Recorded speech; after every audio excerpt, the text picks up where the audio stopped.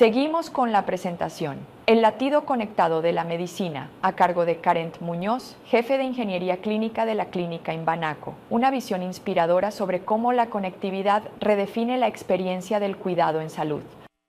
Bueno, buenas tardes para todos. Muchas gracias a todo el equipo de la Fundación que nos ha invitado el día de hoy a compartir nuestra experiencia con este proceso que llevamos nosotros recorrido en el camino de transformarnos en un hospital inteligente.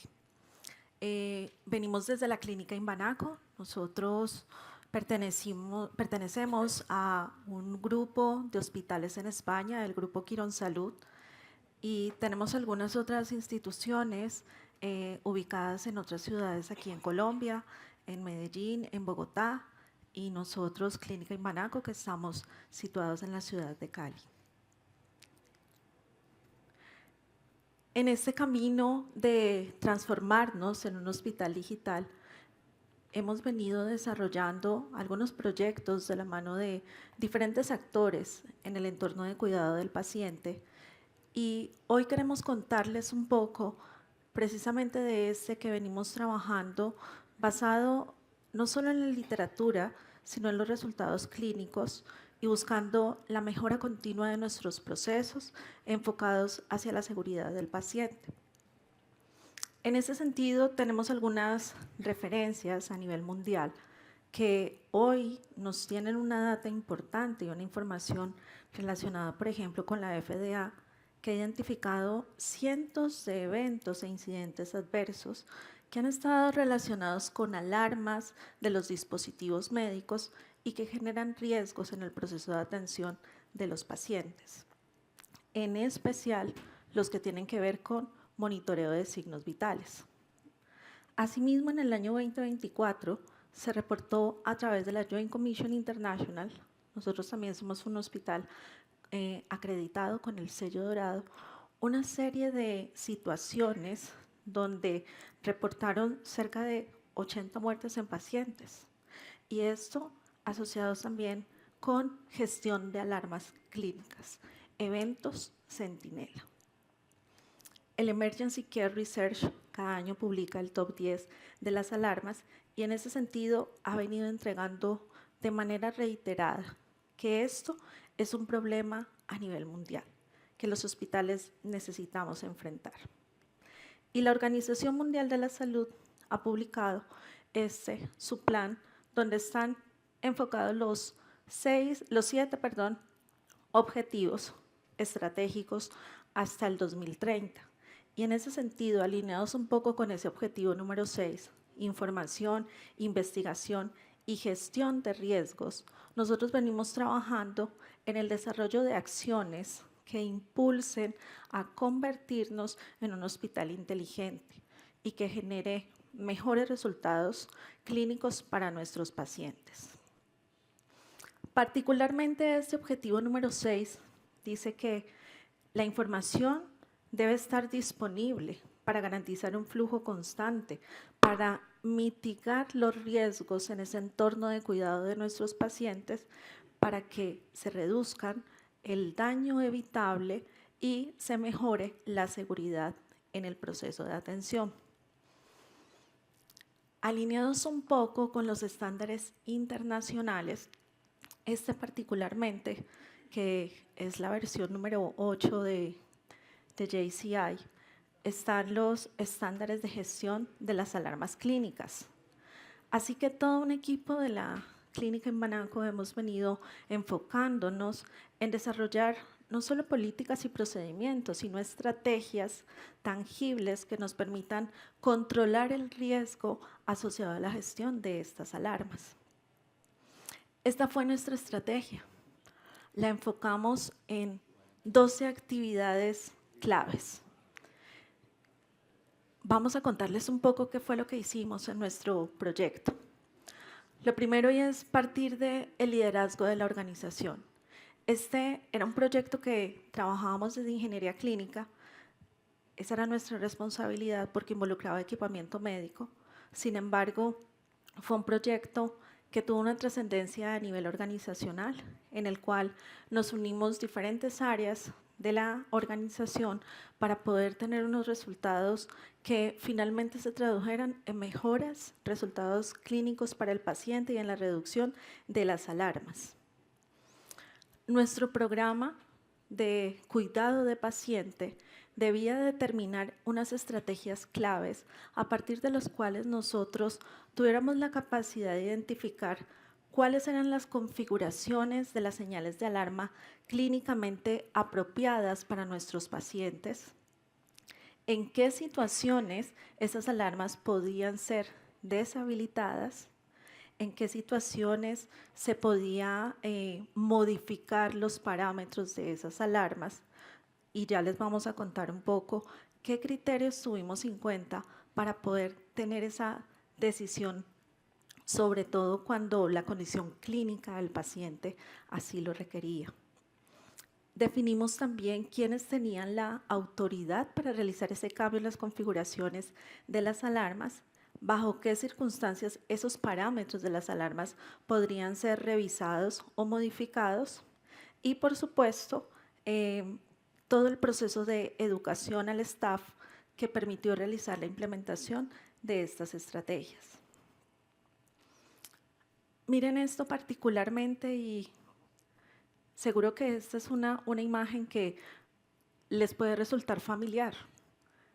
Esta es una foto real de una de las unidades de cuidado intensivo neonatal y particularmente tuvimos que hacer unas intervenciones desde el área de salud ocupacional y seguridad en el trabajo.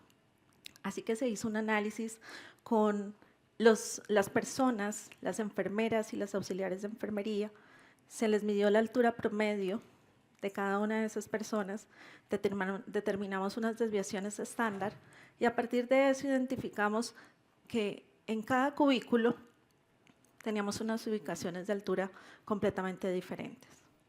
Con esas mediciones, medidas cortas, mejoras tempranas, logramos acercar un poco más al personal asistencial a la estrategia que necesitábamos implementar, porque básicamente lo que requeríamos era configurar de manera adecuada nuestros monitores de signos vitales. Hicimos, por supuesto, entrevistas con los colaboradores y con los familiares. Nos enfocamos en 3 preguntas claves. La primera, si en el servicio tenían exceso de ruido por las alarmas de los equipos médicos. Miren, el 80% de las personas estuvieron de acuerdo. A menudo se sienten agobiados por el ruido de las alarmas. 7 de cada 10 personas decían estar agobiadas. ¿Y qué tan importante era la educación en torno a la gestión de las alarmas? Más o menos 6 de cada 10 personas. Así que esto era un problema latente de nuestras unidades. Distinguimos 2 factores. Excesos de alarmas en un entorno de cuidado es un problema real. Por eso hoy se habla de las unidades de cuidado intensivo silenciosas. Las enfermeras indicaron que probablemente o definitivamente habían sido impactadas por esa fatiga que genera estar escuchando de manera permanente un sonido de una alarma, lo cual a su vez pues hace que se desatienda la alarma. Y el otro factor es que la mitad de las alarmas no eran clínicamente relevantes. Esto sí que es importante. Las alarmas que están en rojo son las alarmas críticas, las alarmas frente a las que hay que decidir y hay que tomar acciones frente a la conducta clínica de ese paciente. Y nosotros identificamos que el 80% de esas alarmas no eran accionables. Así que tuvimos que invitar a todo el personal asistencial. Vuelvo y les insisto, era un proyecto de ingeniería, sin embargo necesitábamos involucrar a diferentes actores.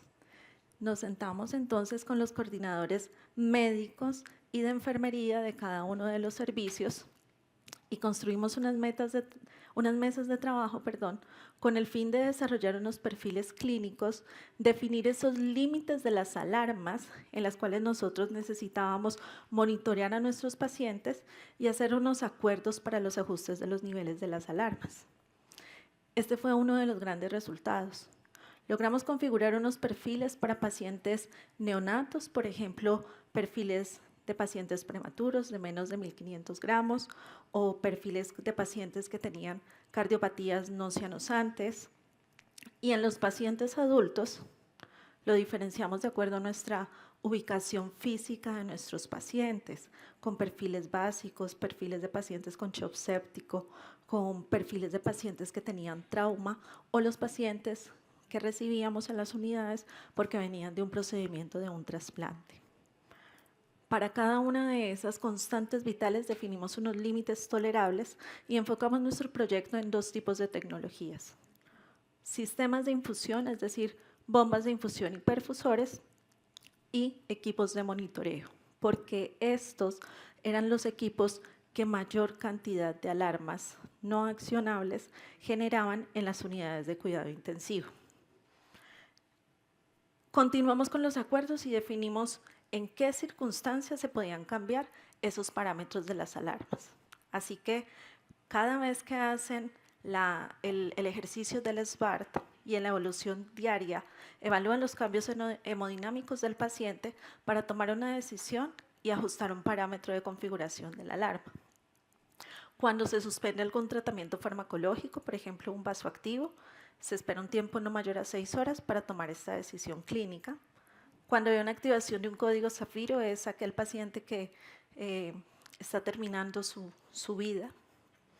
Y en algunos pacientes que tengan algunas cardiopatías congénitas que requerían hacer ese tipo de modificaciones. La actualización tecnológica, por supuesto, jugó un papel determinante. Tuvimos que hacer unas inversiones del orden de los $120.000 para poder intervenir, actualizar las centrales de monitoreo y todos los sistemas de infusión, cerca de 1.200 equipos de infusión y más de 100 sistemas de monitoreo para poder configurarlos de tal manera que nos permitiera tener un nuevo flujo de trabajo. Y aquí la gestión del cambio fue muy importante, porque determinamos 5 momentos claves en los cuales se debería tener en cuenta la configuración de esas constantes vitales que necesitábamos monitorear. Cuando se admite el paciente, cuando se hace el proceso de evaluación de necesidades, que lo llamamos reconocimiento, en las entregas de turno de cada unidad, cuando se trasladaba el paciente hacia otro servicio porque necesitaba una imagen diagnóstica, por ejemplo, y cuando se daba egreso de ese paciente. Y definimos un nuevo flujo.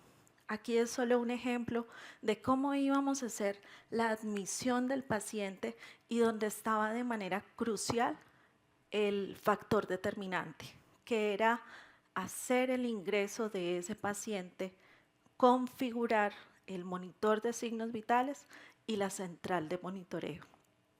Al principio no fue fácil, se los confieso. Todos los cambios generan restricciones, ¿sí? Sin embargo, tuvimos todo un despliegue a nivel organizacional desde el área de gestión humana, acompañándonos y haciendo campañas educativas en la gestión de las alarmas clínicas y apoyándonos en herramientas didácticas que pudiéramos generar. Esta es una imagen de uno de nuestros médicos intensivistas de la unidad de cuidado intensivo pediátrico, cómo ellos se involucran y participan en este tipo de actividades y una cobertura de capacitación de absolutamente todas las personas que estaban en esos servicios. 951 personas participaron en el desarrollo de este gran proyecto. Tuvimos que cambiar los sensores y los accesorios. Evaluamos sensores de saturación de oxígeno que eran reusables, pero que estaban generando mayor ruido en las señales, y cada ruido o cada desconexión es una nueva alarma no accionable. Y tuvimos que cambiar también electrodos, sobre todo en los pacientes neonatos. Ahí fue donde mayores cambios tuvimos que realizar, porque es una de las unidades donde más alarmas clínicas se presentan. Y estos son los resultados que tenemos hoy. No somos perfectos, pero somos un hospital que aprendemos y estamos trabajando en eso. hemos logrado hoy una reducción de cerca del 72% de las alarmas clínicas. Este es un proyecto que venimos desarrollando desde febrero del 2023. Llevamos 27 meses más o menos, y este es el camino que vamos recorriendo, y ese 4.38% fue el resultado del mes de abril. Seguimos mejorando. Y miren cómo empezamos nuestra hora cero. La línea verde, 1.566 alarmas en la unidad de cuidado intensivo no accionables. Hoy vamos en 885, cerca de la mitad. La unidad de cuidado intensivo recién nacido, 1.149 alarmas, y ya hoy vamos en 341. Y la unidad pediátrica, la unidad que siempre decimos nuestra unidad de mostrar, 555, vamos en 316. Nos falta trabajar, por supuesto, pero estos resultados ya hoy son tangibles y esto se traduce en mejores prácticas clínicas. Asimismo, tenemos unos dashboards que nos permiten evaluar cómo se comportan las infusiones en nuestra organización.